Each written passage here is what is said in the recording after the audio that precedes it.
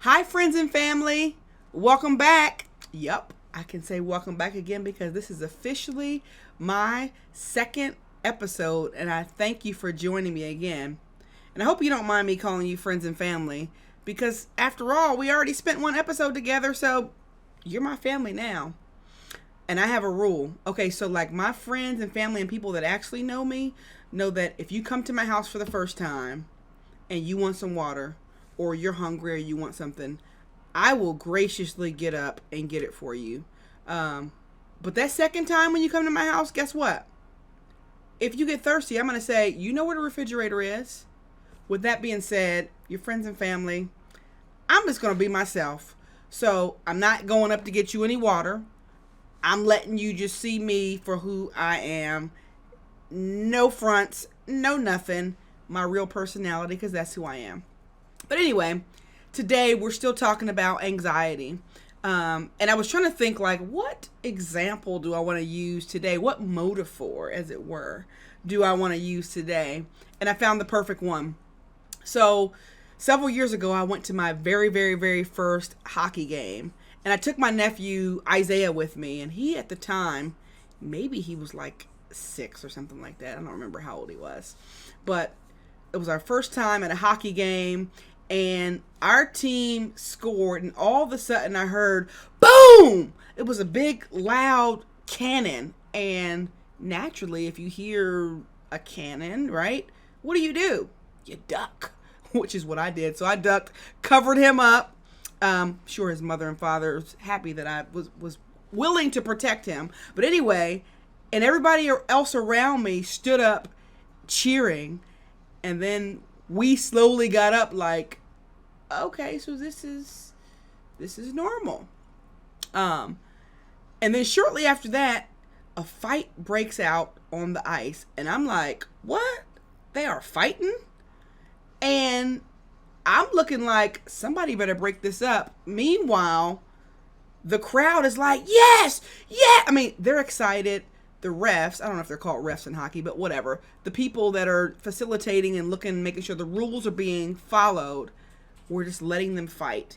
And then one of them starts bleeding, and one of the refs like put the guy that was bleeding in a box right beside me.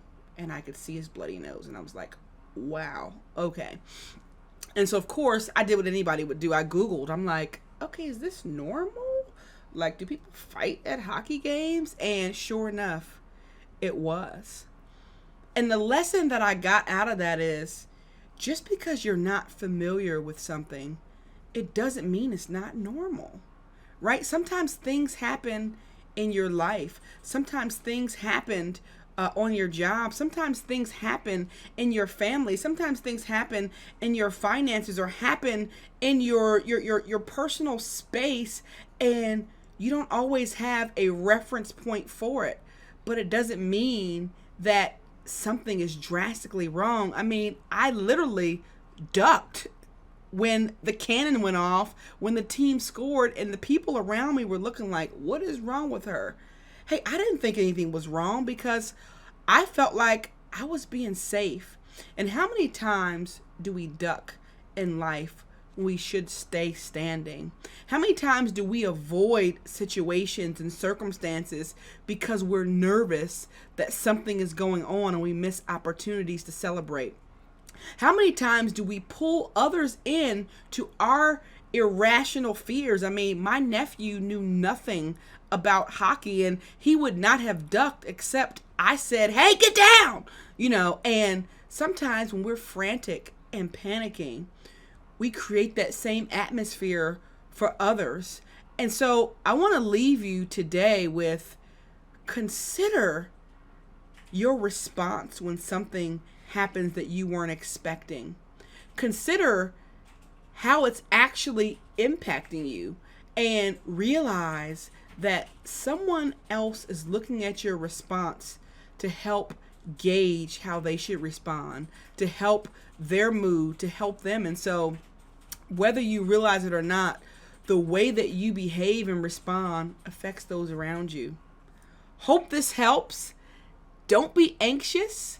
I don't know if you're a praying person, but I am. And so there's times where things happen that I don't understand. I just have to pray and say, okay, God, what's really going on here? And so hope this helps. See you next time.